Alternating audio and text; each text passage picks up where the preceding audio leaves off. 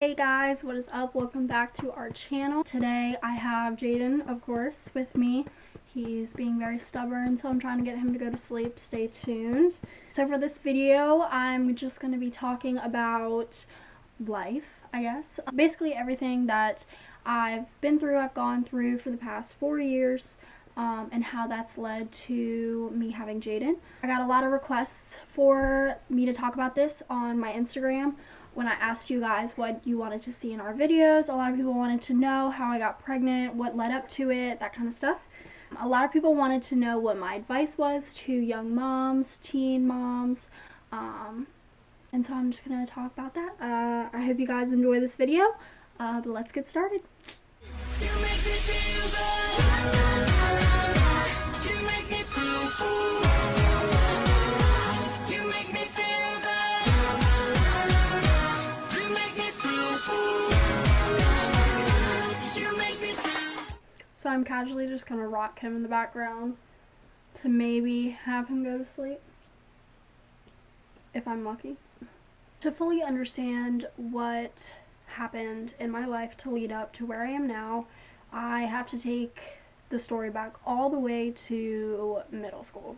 So if you watch my first video, my Q&A, I briefly talked about how I was treated in middle school. I definitely didn't fit in with all the popular kids. I had really long legs, I was really skinny, and I had really big eyebrows, and people made fun of them.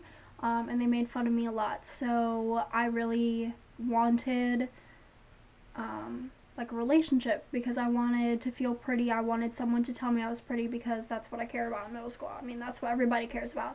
And when I started discovering boys, I just really wanted someone to care for me. I wanted someone to be with me.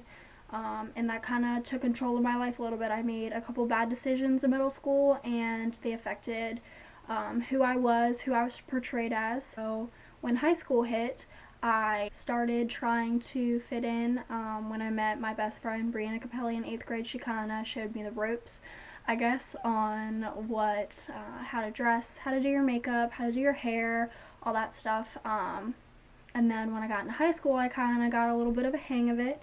In November, I met Chris Bundy, and that was my 9th grade year, and things just kind of went downhill from there. He was a senior at the time, and my parents didn't approve of him right off the bat just because he was 17 and I was 15. Even though I was older for my grade, they still didn't like it just because they knew that he was exposed to things that I hadn't been exposed to yet, and that's exactly what happened. I kind of chose a life for myself very young that they didn't approve of.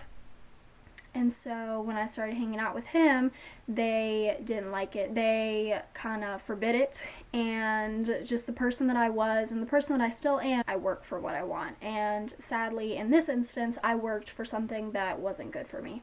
I started sneaking out. I started skipping school. I just didn't make the best choices to be with him. And that resulted in me going to military school after my 10th grade year. So I went to military school. We spent about 7 months apart, didn't talk for 7 months for other reasons. I did my own thing while I was at school. He did his own thing while he was here. And then when I came back from military school, we kind of rekindled our relationship, rekindled our friendship, and then ended up, I wouldn't say falling back in love, but getting back together. So we got back together, and my parents still didn't approve of him because in a way that they saw it, he was the reason that I had to go to military school because they needed to get me out of Mechanicsville, out of the people I was hanging out with. And so I ended up hiding my relationship with him from them. And so we hung out for the entire summer, and then around July 25th, I know July 25th because it's Jenna's birthday, I started noticing that I was just feeling sick all the time, and I thought that it was because like stomach problems. I thought I had an intolerance to something. But I noticed one day on my phone, I used to keep track of my period, and I noticed one day I clicked on the app and it said that I was late by like 2 months. So after realizing on my phone that I was late, I decided to take a pregnancy test, and ding ding ding, 2 lines on the stick. My reaction to it was kind of like, this isn't real, this isn't happening, like, I didn't take it serious at all. It took a couple weeks for it to set in, for me to actually accept it, realize it. I didn't tell my parents for a long time. I struggled with, should I have this baby and raise him as my own? Should I give this baby up for adoption? Should I not even have this baby? I struggled with, am I going to be a good mother? Am I able to support a child? It took me a long time to decide to have Jaden and to keep him, just because I felt like I wasn't going to be able to do it. I felt like I wasn't prepared to take care of myself, let alone another child. So I didn't tell my parents because I needed to come to them with a solution, not this is what's happening, what do I do now? I needed to come to them with, this is what's happening and this is what I'm doing. And so I told them. My mom didn't react very badly. She kind of knew. My dad was a little upset just because he had high expectations for me in my lifetime. He expected me to go far and not have a child for a really long time, so I think it took him by surprise a little bit, and it took him a while to come around to the idea of me having a child, but as soon as he did, he was excited for it, that kind of stuff. My pregnancy went really well. Chris and I kind of drifted apart during my pregnancy just because I was ready. I feel like I was ready to take the steps to be ready, and he was just kind of like, I don't know if this is what I want yet. So we kind of separated a little bit during my pregnancy, so I did most of it on my own. His family didn't accept it at all, so it was pretty much me and my family that took on everything. We started falling back into our routine of being together in January, this year, 2019. And by the time Jaden was born, he was definitely on board to the idea. He was excited, he was ready, and he was ready to be a family. And I'm really grateful for that, because, you know, it's one thing to have a child, but it's one thing to share a love that you have with someone and a child. It's just awesome. So yeah, that's pretty much my story. I feel like everyone in life has purpose. I feel like everyone is meant to do something, that you're put on this earth for a reason, and I feel like I'm meant to do a lot of things, but I feel like to start life, I'm supposed to be a mom.